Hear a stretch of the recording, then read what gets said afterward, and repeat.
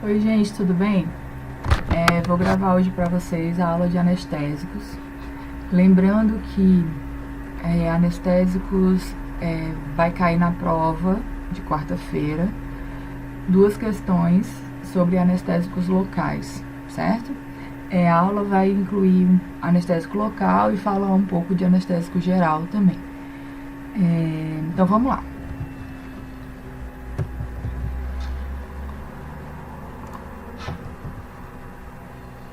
Então vamos falar um pouco de anestésicos locais. Então, a definição de anestésicos locais são fármacos que inibem reversivelmente os processos de excitação e condução do impulso nervoso ao longo dessas fibras nervosas, sem produzir inconsciência. Então, os anestésicos locais, eles são administrados ou por injeção ou de forma tópica, através de cremes e pomadas, na área das fibras nervosas a serem bloqueadas. Então, eles ou podem bloquear somente um pequeno local, certo? Ou eles podem fazer uma administração com injeção e ter um local um pouco mais amplo de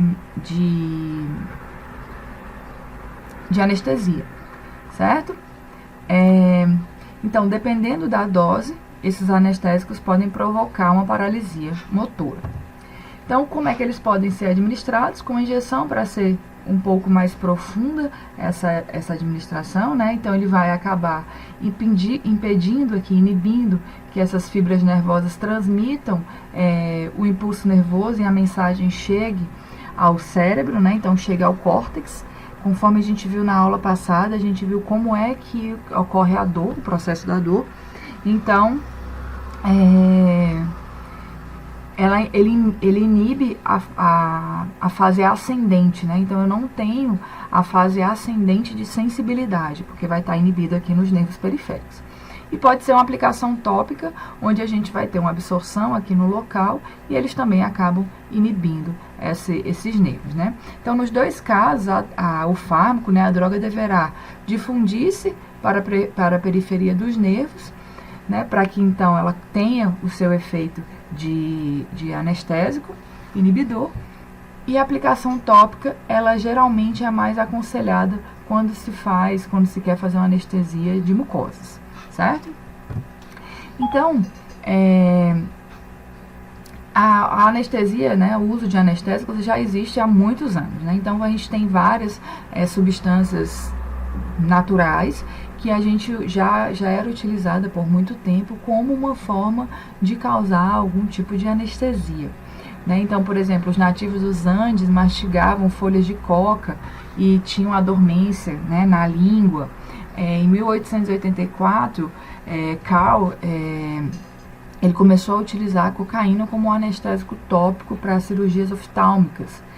E depois teve a popularização dessa cocaína para aplicação mesmo, para infiltração, para aplicação para anestesia mesmo. Aí depois substituiu-se a cocaína, porque a gente começou a observar os efeitos tóxicos dessa cocaína, os efeitos estimulantes, os efeitos de euforia, né, os efeitos de tolerância e dependência. E hoje a gente tem, por exemplo, a procaína, que é um substituto sintético da cocaína que foi lançado em 1905 e ainda é utilizado. Então, a gente tem aqui, por exemplo, a cocaína é usada desde 1880, mais ou menos, né? Então, a gente tem uma evolução aqui desses anestésicos. Temos a lidocaína, que ainda é bastante utilizada, né? Vende em farmácia, né, para uso local, até mesmo para uso na mucosa da boca. E a gente tem os fármacos um pouco mais novos, quase do ano 2000, que também tem essa ação de anestésico sem tantos efeitos colaterais.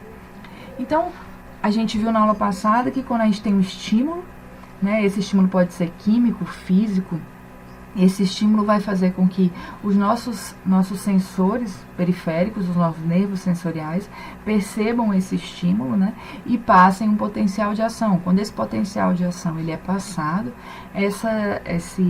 essa fibra nervosa ela vai despolarizar, né, então a gente tem uma despolarização, que significa a passagem do impulso nervoso, né. Nessa despolarização, a gente tem ativação de canais de sódio, o estímulo é conduzido pela despolarização ao longo do axônio, e a queda na permeabilidade do sódio e o aumento na condutância do potássio causam a hiperpolarização e depois o potencial de repouso, né?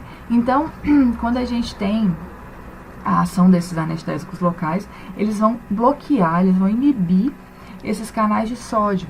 Inibindo o canal de sódio, né, quando eles causam a inibição desse canal de sódio, a gente não tem aqui, o organismo não consegue fazer a passagem desse impulso nervoso, porque ele não consegue despolarizar. Mesmo tendo o estímulo, essa despolarização não ocorre, porque o canal de sódio vai estar fechado. Então, o sódio para de entrar na célula, né? Então, ele tem esse canal de sódio fechado. Uma vez esse canal fechado, esses neurotransmissores que foram liberados com o estímulo, eles não conseguem fazer com que o cálcio entre na célula e a gente não tem despolarização, certo?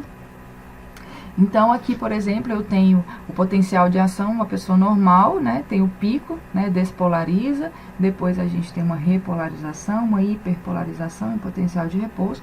Com o uso do anestésico, ele não tem o pico da despolarização, né? Então, é como se esse paciente não ficasse, ele fica em hiperpolarizado ou em sinal de repouso, ok? Então, esse é o mecanismo de ação dos anestésicos locais, bloqueio reversível dos canais de sódio. Reversível é bastante importante, porque se fosse irreversível, a pessoa ia ficar ali dormente até a existência, né, física, vamos dizer assim, da proteína, que é o canal de sódio. Então, ele só ia parar de ter essa inibição quando essa proteína morresse. Então, mais uma vez aqui, a gente tem a entrada do sódio na célula, né? Quando ele entra nessa célula, o canal aberto, na pessoa normal, eu tenho então a despolarização, desculpa, e quando a pessoa tem esse canal fechado, eu tenho um potencial de ação não conseguindo passar, eu não tenho um impulso nervoso conseguindo passar, porque eu não ocorro uma despolarização, né? Quando a pessoa tem uma dependência do uso desses anestésicos locais, né, ela tende a variar esses estados de abertura e fechamento desses canais. E quando a pessoa não tem uma dependência do uso, ela tende a ficar com esses canais abertos, certo? Então, aqui, os fatores que podem interferir na ação desses anestésicos. Então, o tamanho da molécula, né, o tamanho da molécula do fármaco, né, moléculas menores desprendem mais facilmente dos receptores, então elas acabam tendo uma reversibilidade maior. A solubilidade lipídica, eles precisam ter um fator lipossolúvel, porque eles precisam atravessar a bainha de mielina. O tipo de fibra que eles vão bloquear, a gente estudou na aula passada que a gente tem a fibra alfa-beta, alfa-delta, a fibra C. As duas primeiras, elas têm uma ação de um efeito mais rápido, né? E a fibra C tem uma condução mais lenta. Então, dependendo do tipo de fibra que eles vão inibir, o efeito pode ser mais rápido ou mais lento, né? Obviamente. Então, fibras finas de condução lenta, o efeito é mais rápido. Fibras grossas de condução rápida, o efeito é mais lento, certo? Então, o pH do meio também pode influenciar. A gente viu que quando altera o pH, a gente tem a tendência a transformar algumas moléculas em íons, né? Então, isso pode atrapalhar a absorção desses fármacos, né? Então, a forma hidrossolúvel frente à forma lipossolúvel, né? A forma lipossolúvel ela é melhor absorvida, porque eles precisam atravessar a bainha de mielina. A concentração do anestésico, esse anestésico, dependendo da concentração que você administre, obviamente você vai ter um efeito mais rápido, um efeito mais lento. E a associação com vasoconstritores. Se você está utilizando um vasoconstritor, você tem um prolongamento do efeito do anestésico, né? Porque você vai dificultar a passagem dele, então ele fica mais tempo no organismo e pode evitar que ele tenha uma ação, né, um pico de ação muito rápido e uma reversibilidade maior do receptor. Então aqui a gente tem a classificação das fibras nervosas, né, que a gente já viu na aula passada, vamos só falar rapidamente. Então a gente tem as fibras A, B e C. Na aula passada a gente falou da A delta, da A beta e falamos da C, né? Então a gente tem a fibra C uma fibra lenta, a fibra A uma fibra rápida, só para vocês lembrarem. Então os anestésicos locais, a ação dele sobre os nervos, né? Então esses anestésicos locais, eles agem em todos os nervos. A ação depende do tamanho e da mielinização desse nervo, certo? A mielinização vai dar uma característica lipofílica, né, para esses nervos, fazendo com que esse fármaco também tenha que ter uma característica lipofílica. Quanto menor o diâmetro do anestésico, mais facilmente ele vai conseguir atravessar a membrana. Então, fibras menores são bloqueadas primeiro, as fibras maiores são bloqueadas depois, e as fibras mielinizadas são mais sensíveis, ok? Então, ações sobre outras membranas excitáveis. A gente tem junções neuroefetoras, como o músculo estriado. Elas são sensíveis às ações bloqueadoras dos anestésicos locais, mas sem um significado clínico relevante. Ele também tem ações sobre as fibras cardíacas, tem uma ação importante, né? Por exemplo, a lidocaína, ela acaba tendo um efeito antiarrítmico nas fibras do miocárdio, né? Nos miócitos. Qual é a sequência da ação desses anestésicos, né? Eles têm uma sequência de bloqueio. Então, eles bloqueiam a dor primeiro, depois eles bloqueiam o frio, calor, tato e a compreensão mais profunda, e depois pode ocorrer a depressão da função motora, certo? Lembrando que com anestésico local o paciente não fica inconsciente, a gente não tem anestesia, né, do sistema nervoso central completo. Então, quais são esses fármacos anestésicos locais? Nós temos os ésteres, os derivados de ésteres, nós temos a cocaína, a procaína, a tetracaína e a benzocaína. Lembrando que a tetra e a benzocaína, elas têm uso tópico. Cocaína é droga de abuso, né? Então, ela foi só o fármaco precursor. Nós temos as amidas, lidocaína, prilocaína, ropivacaína, bupivacaína e mepivacaína, que também tem uma ação pode ser utilizada através de injeções, né? E eles têm uma estrutura química semelhante. Então eles têm um grupo que tem que ter um grupo lipofílico para eles conseguirem atravessar a membrana mielínica, e eles têm um grupo hidrofílico também, que é bem característico deles, facilita aí a reversibilidade. E eles têm um éster ou uma amida, que vão fazer a união desses grupos lipofílico e o grupo hidrofílico, certo? Então, eu vou ter essa estrutura, uma cadeia intermediária, que vai fazer a união entre a porção hidrofílica e a porção lipofílica. Os anestésicos derivados dos ésteres são fármacos facilmente hidrolizados, então a duração do efeito do anestésico local ela é mais curta, né? Então, porque eles são facilmente hidrolizados, então rapidamente eles são retirados, né? São hidrolizados. Essa hidrólise ela ocorre através de uma colinesterase plasmática. Então, a gente tem uma enzima colinesterásica plasmática que vai hidrolisar esses ésteres, esses anestésicos locais que são ésteres, né? E os metabólitos são excretados na urina. Então, aqui a gente tem a estrutura da cocaína, o uso tópico, mas ela pode ser feito uso tópico, mas pelo abuso dela na sociedade, ela foi proibida, né? Hoje é considerada droga de abuso, e quando ela é injetada, ela causa dependência, né? Se é injetada ou ingerida, né? Tanto na forma aspirada como na forma oral, mascada, ok? A procaína, ela tem um uso parenteral, tem um grupo amina que aumenta a sua atividade anestésica. Quando a gente viu que tem um grupo éster, eu aumento a atividade hidrolítica, né? Então ela aumenta a ação da colinesterase, ela é mais facilmente hidrolisada. E a gente tem a tetracaína, que são mais estáveis do que a procaína. A gente tem ainda os derivados da amina, que eles são mais resistentes à hidrólise, né? Então, as colinesterases têm uma dificuldade um pouco maior de hidrolisar os anestésicos derivados de amidas do que os derivados de éster. A duração do efeito, então, ela é um pouco mais longa do que do éster.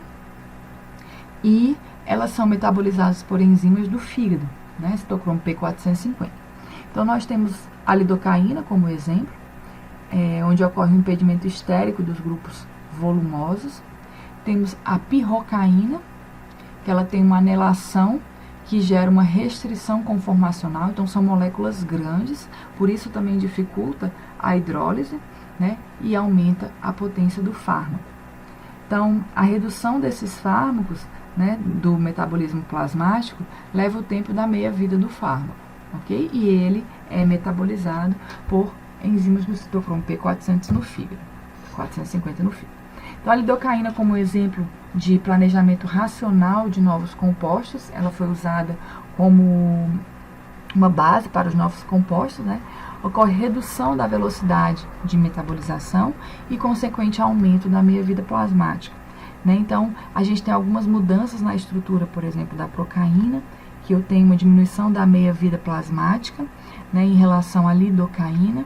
A lidocaína tem uma meia-vida plasmática maior, simplesmente por uma alteração no éster amida, né? Então, a gente tem uma pequena alteração aqui. Essa presença dessa amida faz com que os derivados de amida tenham uma meia-vida plasmática maior. Eles acabam tendo uma estrutura semelhante à estrutura dos ésteres, como da procaína, né? A gente está vendo aqui um derivado de amida, a lidocaína, um derivado do éster, a procaína, mas por eles não terem esse grupo amida, eles acabam tendo a procaína tendo uma meia-vida plasmática mais curta. Então, a relação estrutura-atividade. A potência está relacionada com a solubilidade lipídica. Quanto mais lipofílico ele for, mais potente ele vai ser, porque ele vai conseguir uma maior permeabilidade. A latência, né, é o tempo para o início da ação. Então, essa latência, o tempo de início da ação, depende tanto da porção que não foi ionizada, né, a base não ionizada, a relação que foi ionizada da não ionizada. A gente viu que a não ionizada, ela tem um início mais rápido, porque quando o fármaco é ionizado, ele tem dificuldade de permeabilidade, né? Então, quanto maior a quantidade de base não ionizada, mais rápido é o início da ação, porque ele vai permanecer na sua forma molecular e vai facilitar a ação dele no receptor, né? Vamos dizer assim, que seria a inibição dos canais de sódio. A duração da ação está relacionada à ligação com a proteína plasmática. Então, a potência está relacionada com a lipossolubilidade, a latência está relacionada com a ionização e a duração da ação está relacionada com a relação dele com a colinesterase. Os fármacos que têm amida na sua composição são mais dificilmente hidrolizados pelas proteínas plasmáticas, ok? Então, anestésico local são esses. A gente vai falar um pouco de anestésico geral. Os tipos de anestesia, né? Então, a gente já viu a anestesia local. Nós temos anestesia regional, né? Que são bloqueios periféricos, anestesia peridural, raquianestesia, né? Aquelas anestesias que são feitas para fazer um parto, uma cesárea. E nós temos a anestesia geral, onde eu tenho a paralisação da consciência, né? Eu tenho uma inconsciência. Então, a gente já viu a parte histórica, é a mesma coisa, né? As cirurgias, elas são feitas mesmo antes da descoberta desses anestésicos, então sabia-se que o álcool causava um tipo de anestesia, um tipo de inconsciência, então muitas vezes eles tentavam alcoolizar os pacientes para diminuir esse sentimento de dor, mas o álcool traz inconsciência, mas ele não causa uma anestesia, né, completa, a não ser que a pessoa entre em coma, ok, meu povo? Então, as cirurgias sempre foram realizadas independente da presença dos anestésicos, e com o surgimento dos anestésicos, lá em 1846, começou-se a realizar cirurgias sem dor. né? E esse primeiro anestésico foi o éter dietílico, né? Então, os anestésicos vieram para reduzir a dor e choque, que reduziam muito a possibilidade de intervenção cirúrgica, né? Então, as pessoas evitavam dentistas, evitavam médicos por causa da dor que elas poderiam sentir. Então, o que faz o anestésico geral? Ele induz depressão generalizada e reversível do sistema nervoso central. Provoca perda da percepção de todas as sensações, perda da consciência, amnésia e imobilidade, ou seja, ausência de estímulos nocivos, causa relaxamento muscular, perda dos reflexos autonômicos e analgesia e ansiolise, né, ou ansiolise. Quais são as funções desses anestésicos, né? Algumas funções dos adjuvantes na anestesia. Então, a gente pode utilizar, além do anestésico, aquele que vai trazer uma inconsciência, pode fazer uso aí, por exemplo, de um medicamento que é utilizado para ansiedade ou que é utilizado para sedação, como os benzodiazepínicos e como os barbitúricos, né, que causam sedação. Então, pode-se usar um Dormonide, um Lexotan, um Rivotril, para diminuir essa ansiedade e ajudar no efeito anestésico, ok? Para evitar as reações alérgicas do uso desses anestésicos gerais, pode-se fazer uso concomitante com alguns antihistamínicos. Pode-se usar antieméticos para evitar que essa pessoa possa ter êmese ou náusea mesmo e acabar aspirando esse conteúdo estomacal. Na verdade, esse uso de antiemético é só se a cirurgia for emergencial, porque se a cirurgia for programada, a pessoa tem que ficar em jejum de no mínimo 7 horas, né? De no mínimo 5 a 7 horas, dependendo da extensão da cirurgia. Então, o uso de antiemético é mais para cirurgias emergenciais, né? E pode fazer o uso de opioides também, que a gente viu na aula pausada, para causar uma analgesia, ok? Então, a gente pode fazer uso de alguns fármacos como adjuvantes nesse processo anestésico. Então, além disso, a gente pode usar anticolinesterásicos para evitar bradicardia e o aumento da secreção que os colinesterásicos trazem, né, no trato respiratório, impedir que essa pessoa se sufoque com esse excesso de muco. E pode usar relaxantes musculares para facilitar a intubação e o relaxamento, apesar da própria anestesia geral fazer esse processo de relaxamento, e o ansiolítico também, né? Então, qual é o conceito de anestesia geral? É uma completa, contínua e irreversível depressão da função do sistema nervoso central, que leva à perda da consciência e eliminação da dor e perda da atividade muscular. Então, vocês lembram lá do hipocampo? O nosso hipocampo, ele tem vários centros, né? Eu sempre falo nas aulas dos centros do hipocampo. Tem um centro emético, tem centro de dor, tem vários centros. Então, o que acontece é que quando a gente inibe esses anestésicos gerais, eles fazem tanto um efeito na periferia, como eles fazem um efeito central, lá no córtex, né? O córtex está diretamente relacionado com a analgesia e a anestesia local. E a gente tem o hipocampo e o tronco cerebral e a medula espinhal estão relacionadas aí, principalmente a um anestésico geral, inibição, né? Então, como é que a gente alcança como é que a gente tem a anestesia mais profunda, né? Aquele coma mesmo, né? Aquela depressão completa. No estágio 1, essa pessoa vai ter um estágio de analgesia, né? Então, dependendo do fármaco que ele usa, ele vai ter uma analgesia, pode ter uma amnésia e algumas pessoas podem apresentar euforia, né? Então, o estado de vigília, ele vai diminuir, ele vai aprofundando, né? Ou seja, eu vou diminuindo esse estágio de vigília conforme eu vou aumentando a dose do anestésico.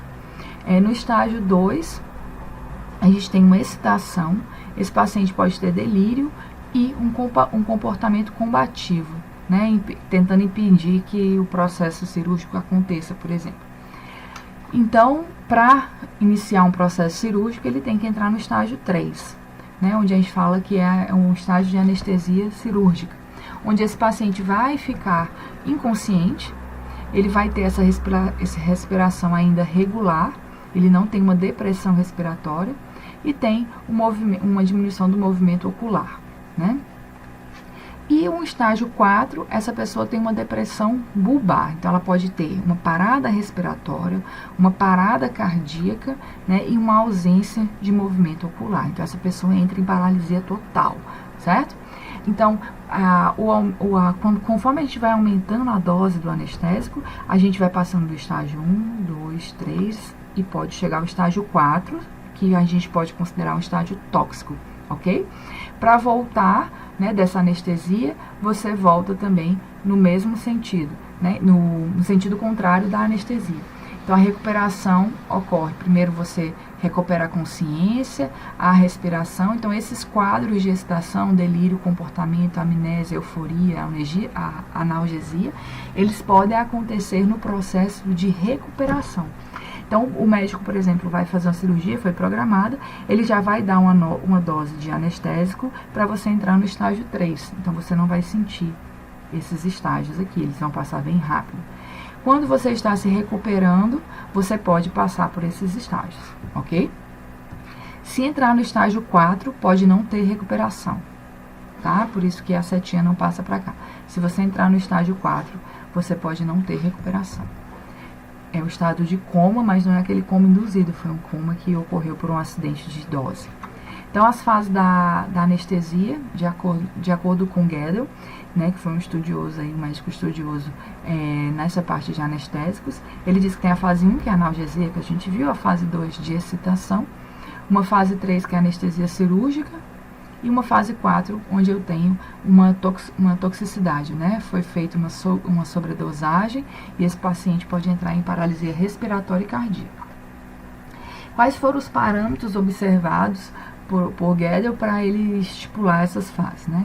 Então, a característica da respiração, como é que fica o sistema respiratório, a atividade do globo ocular, né? Que na fase 4, por exemplo, ele está paralisado, alterações pupilares, reflexo palpebral, né, se tem presença ou ausência, deglutição ou vômito, que na fase 3 já some, resposta respiratória à incisão de pele, ou seja, quando começa a cortar esse paciente, se ele tem alguma alteração respiratória, ou seja, ele pode estar inconsciente, mas ainda está sentindo alguma dor, né? Então ele faz essa associação.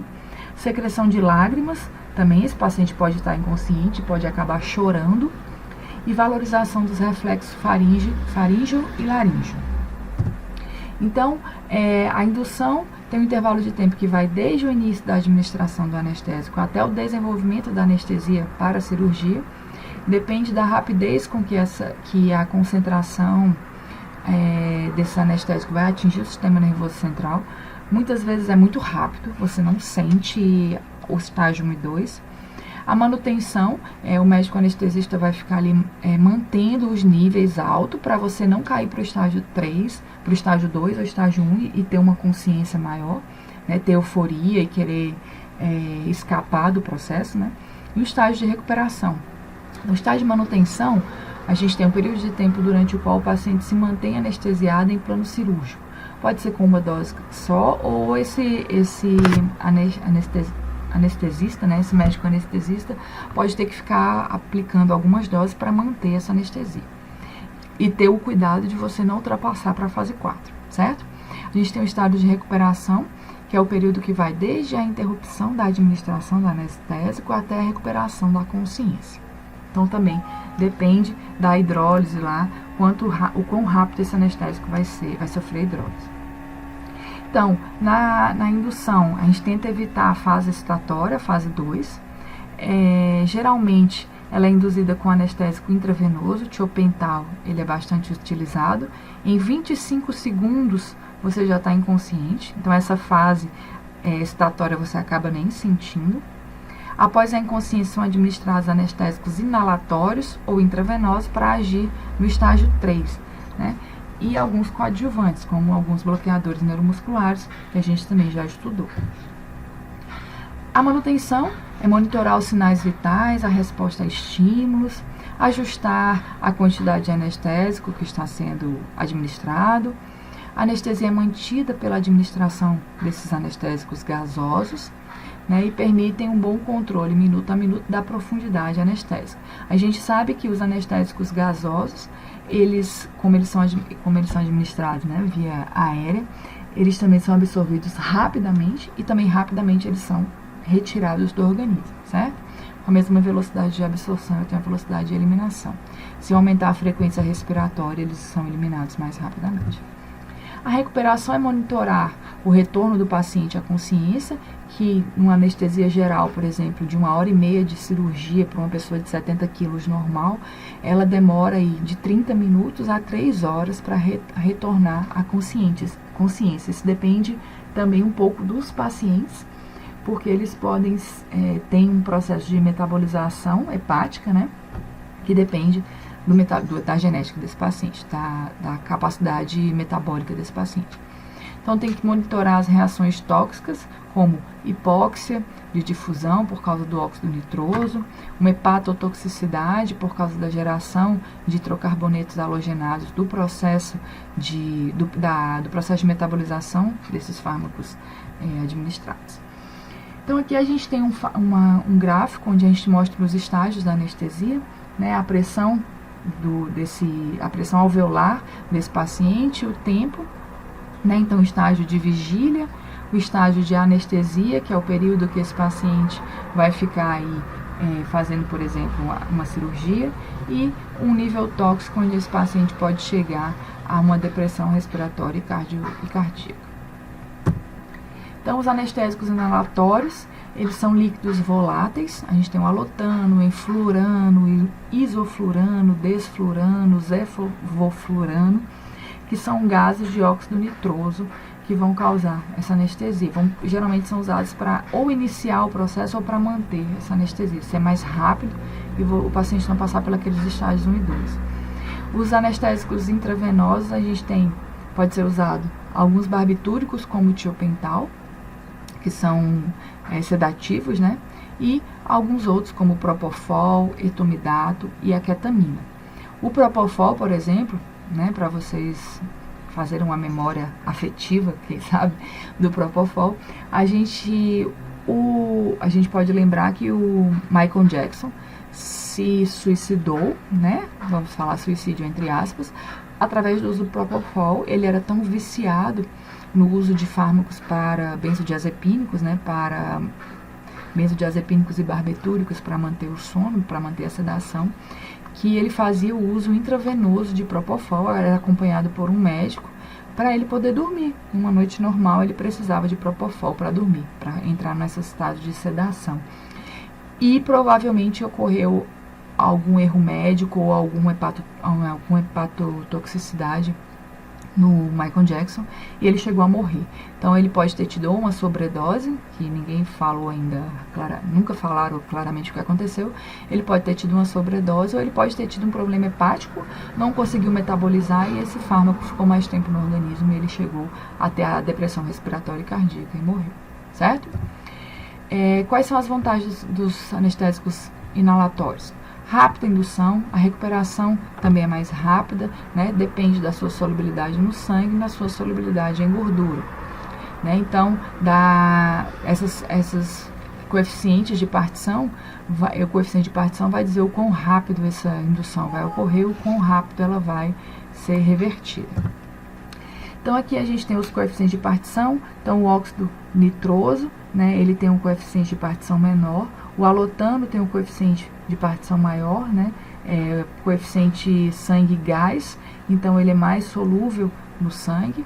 Aqui a gente tem alotano, enflurano, isoflurano e o óxido nitroso, né, que fazendo a indução, quem faz mais rápido, o nitroso faz mais rápido, e a recuperação também é em ordem inversa, né. Então, como eu falei inicialmente, quanto mais rápido ele faz a indução, mais rápido ele tem a recuperação. E menor vai ser a concentração plasmática, porque ele vai ser eliminado mais rapidamente. Essa eliminação depende do fígado, né? Da capacidade hepática desse paciente. O mecanismo de ação, os fluranos, né, essa classe, eles potencializam a atividade do GABA, né? Então, o GABA é um neurotransmissor inibitório do nosso organismo. A gente falou um pouco de GABA na aula de analgésicos opioides, né? Falamos do GABA-B, onde a gente tem a ação dos opioides, né? Receptor GABA-B. Então, eles fazem um bloqueio desse receptor nicotínico.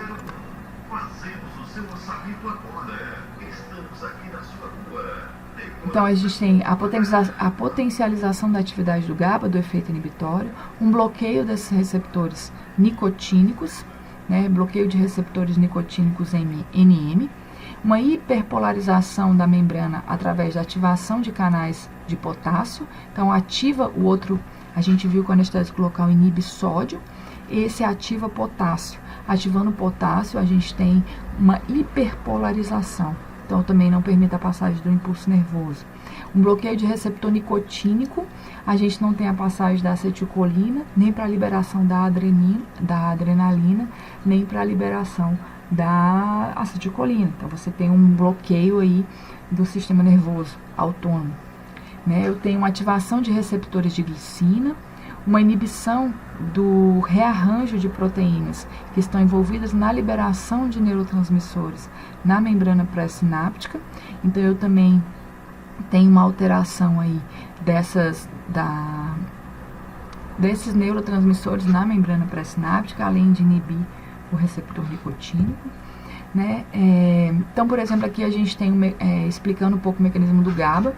Então, o GABA, ele é um neurotransmissor inibitório, ele abre canais de cloreto. Quando o cloreto entra na célula, você tem uma inibição. Então, a ligação do GABA causa a abertura do canal de cloreto, levando a uma hiperpolarização. Então, os anestésicos inalatórios, eles causam hiperpolarização, tanto pela ação do GABA, como pela ação de abertura dos canais de potássio, certo?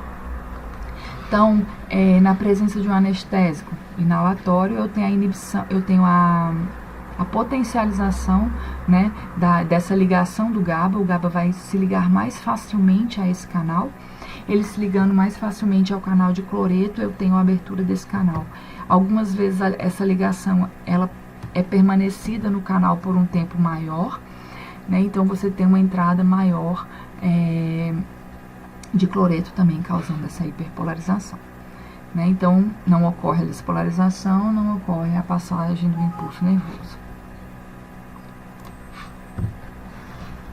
Os anestésicos são líquidos voláteis, da família dos furanos, a gente já falou disso. Geralmente são usados com aparelhos vaporizadores, né? Eles causam uma atividade hipnótica, analgésica, amnésica e relaxante muscular.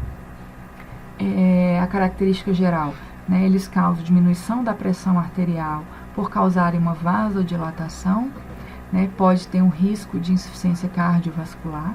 No sistema respiratório, eles causam depressão respiratória. No útero, eu tenho efeito de relaxamento uterino, então ele retarda o trabalho de parto e aumenta o risco de hemorragias. Como efeitos colaterais, a gente tem um efeito raro e grave, que é a hipertermia maligna, né? O aumento da temperatura de uma forma maligna, acima de 40 graus. Onde você já começa a ter uma perda proteica, né? E o efeito colateral, principalmente do alotano, é uma insuficiência hepática, ok? A hipertermia maligna, né? Pode ocorrer os sintomas clínicos: taquicardia, hipertensão, rigidez muscular, a hipertermia com aumento de temperatura e um desequilíbrio ácido-básico no organismo.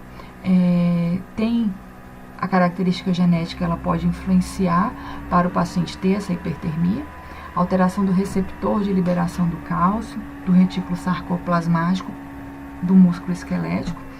Então, a gente tem uma alteração desse receptor do cálcio, né, alterando aí sistema cardiovascular e respiratório. O tratamento é interromper a administração desse anestésico e tentar diminuir a temperatura do paciente, né, controlar para que ele não tenha uma perca proteica. O dantrolene, por exemplo, ele pode ser usado como inibidor dos canais de cálcio, né, no retículo sarcoplasmático, como uma forma de tratamento aí para um paciente que apresentar uma hipertermia maligna no processo de administração de um flurano. a ação como é o mecanismo do óxido nitroso, né? Então eu tenho a inibição, né, dos receptores nicotínicos NMDA. Então ao inibir esses receptores NMDA, eu tenho a ação do fármaco óxido nitroso, né? Eles agem inibindo receptores NMDA. Eu tenho ele não irrita as vias aéreas, ele é um anestésico pouco potente, é administrado através do uso de máscaras, promove estabilidade cardiovascular, a indução e recuperação são rápidas, né? Tão rápida a indução, tão rápida a recuperação, não causa relaxamento do músculo esquelético, então há necessidade de usar um relaxante muscular ou um bloqueador neuromuscular, deve ser utilizado em associação com anestésicos gerais, então geralmente ele é utilizado ou para se iniciar o processo anestésico ou para manter, né, porque ele não produz uma anestesia profunda. O efeito dele a indução é rápida, a recuperação é rápida e o efeito anestésico é menos potente. Então aqui a gente tem um quadro que mostra as reações, né? Então eu tenho alotano, ele tem uma capacidade maior de gerar arritmia, com relação à sensibilidade das catecolaminas, né? Dopa, noro e epinefrina. Eu tenho aumentada no alotano, um pouco aumentada no enflurano. No caso do débito cardíaco, ele vai estar diminuído em todos eles, né? com exceção não, lembrando que o enflurano, ele pode ter uma recuperação mais rápida, assim como a pressão arterial também. Os reflexos respiratórios vão estar inibidos em alotano e enflurano, mas no isoflurano tem uma estimulação, né, desse processo respiratório inicialmente. A toxicidade hepática, ela ocorre tem um risco maior com o alotano, os outros dois têm um risco menor de ocorrer uma hepatotoxicidade. Então, a potência dele, aqui a gente tem o nitrogênio, o óxido nítrico, o alotano, que é um dos mais utilizados, né? Então, a potência dele vai aumentando de acordo com que a gente aumenta o coeficiente de partição óleo-gás, certo? Então, o quão lipossolubilidade e solubilidade gasosa, né, nos alvéolos. E a distribuição dele sanguínea. Aqui temos mais um quadro mostrando a potência, a lipossolubilidade e concentração plasmática desses fármacos, né? Então a gente tem o alotano, que ele tem um coeficiente óleo-água grande, né? 225, logo ele tem uma solubilidade maior, uma lipossolubilidade maior. Eu tenho um coeficiente sangue-gás 2,3, também bem alto, só perde aqui para o éter, né? Esse coeficiente de partição sangue-gás alto faz com que ele tenha uma concentração plasmática maior, e isso faz com que ele tenha uma potência maior, porque ele tem uma lipossolubilidade e uma concentração plasmática maior. Mais uma vez, um gráfico mostrando a difusão desses anestésicos, né? Então, quantos minutos após a administração eles já estão na corrente sanguínea, né? Eles têm o efeito anestésico. Então, a gente tem aqui o óxido nitroso com um efeito maior, né? A pressão dentro do alvéolo, né, da inspiração, ela é maior, e ele vai ter a absorção maior também. Tá aqui. Lembrando que o alotano ele é limitado pela ventilação. Se aumentar a respiração, eu tenho como aumentar essa potência, né, essa taxa de difusão. Ao mesmo tempo, eu elimino o fármaco mais rapidamente. Aí a gente tem os anestésicos intravenosos agora. Então, eles causam indução rápida, com recuperação um pouco mais lenta, né, do que os inalatórios.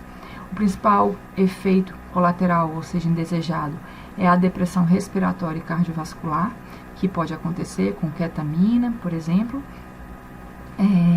A ketamina causa bastante náuseas no pós-operatório, né? Ela causa ímese, então esse paciente tem que fazer uso em um jejum bem prolongado, de às vezes 8 horas.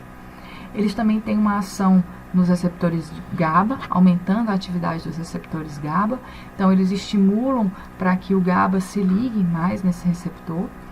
Eles também, barbitúricos como o Propofol, né, também eles aumentam a atividade dos receptores de glicina. E a gente tem a ketamina, que é antagonista do receptor NMDA.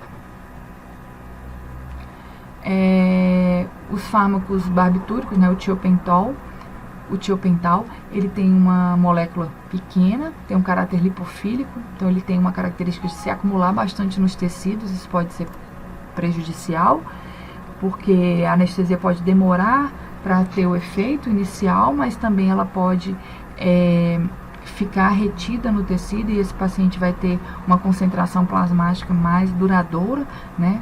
Por mais tempo esse fármaco vai ficar no organismo. Ela tem uma fácil precipitação, ela pode causar dor e necrose tecidual, ela produz uma indução rápida e uma recuperação em segundos da anestesia, né? Mas ela pode se acumular em tecido adiposo, então pessoas gordinhas têm que ter o cuidado, principalmente pacientes obesos, tem que ter o cuidado aí na administração de tiopental. O efeito dele é que o paciente fica com efeito de ressaca no outro dia, nauseado, mal-estar, a cabeça fica meio zonza. Então ele é indicado para indução da anestesia e tem uma potente ação sedativa e hipnótica, ele é um barbitúrico, ok? Vocês vão ver mais detalhadamente barbitúrico e benzodiazepínico na Farmaco 2, ok? Então aqui eu tenho a concentração do tiopental e o tempo que ele faz a ação em determinados tecidos. Então no sangue, você administra diretamente no sangue, né? Por isso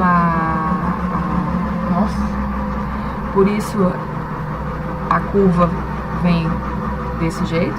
Então no cérebro é o órgão mais vascularizado, rapidamente chega grande quantidade de concentração de tiopental.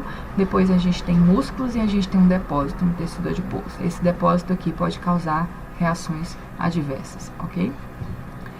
O Propofol, como eu já falei para vocês, né? Ele causa um pouco de dor ao ser injetado. Ele é insolúvel em água. Ele é metabolizado rapidamente pelo fígado, não causa o sentimento de ressaca, por isso que o Michael Jackson utilizava. A indicação é como indutor anestésico. A infusão contínua, ela produz níveis estáveis do fármaco, né? Então mantém a anestesia, né, para que esse paciente não tenha um retorno tão rápido à consciência, e quando retira, esse retorno acontece rapidamente, ok? O etomidato, pouco solúvel em água, também causa dor na injeção, é metabolizado rapidamente pelo fígado, a eliminação é quase 80% renal, temos 20% de biliar, indicado para indução da anestesia para pacientes com risco de hipotensão ou isquemia miocárdica, né? Ele tem uma estabilidade maior no sistema cardiovascular, não reduz pressão arterial, nem altera o débito cardíaco. Ele tem um risco na administração continuada, né, por causa de uma supressão da produção de esteroides pela supraadrenal. Então, ele nunca jamais deverá ser utilizado juntamente com corticoide, certo? E não se recomendam infusões prolongadas, porque você pode inibir, suprimir a sua supraadrenal. E a gente viu na aula de retrasada de AINES, né, de corticoides, tudo o que a supressão da suprarrenal pode causar no organismo. A ketamina, ela é solúvel em água, então ela é de mais fácil administração, metabolização hepática, é excretada por rins e bile, então ela também é indicada para indução e manutenção de anestesia, principalmente em crianças ou em procedimentos curtos. Tem o risco de hipotensão e tem o risco para paciente asmático, porque ela mexe no sistema respiratório também, e pode ser utilizada para pacientes queimados, né? Lembra da queimadura de 2º grau que eu falei para vocês? Então, o paciente que tem uma queimadura de 3º grau, ele não tem tanta sensibilidade, mas provavelmente ele vai ter áreas que não atingiram o 3º grau, que só está em 2º grau, onde ele vai ter muita dor, e a ketamina pode ser usada para causar essa anestesia / analgesia no paciente, certo? Com uma anestesia rápida, então ele vai ter um efeito analgésico, né, e uma recuperação da consciência mais rápida.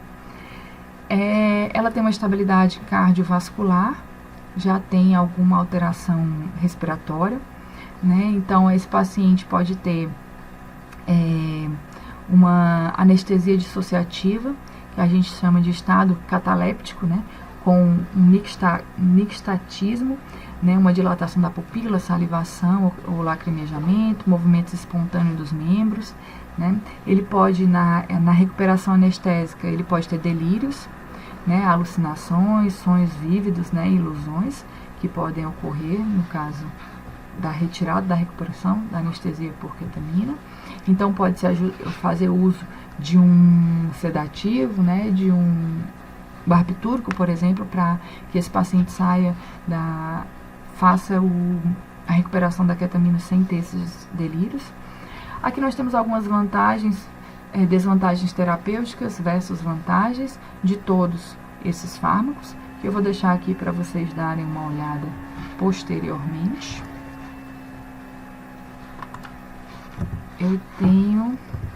E é isso. A aula de anestésicos fica por aqui. Então, eu quero que vocês estudem um pouco mais anestésico local. Deem uma olhada nas reações adversas de anestésico local, o que eles podem causar. E deem uma olhada também no uso, né, nas interações, um pouco de interação, ok? E eu aguardo vocês quarta-feira, então, nossa provinha. Tchau, até mais.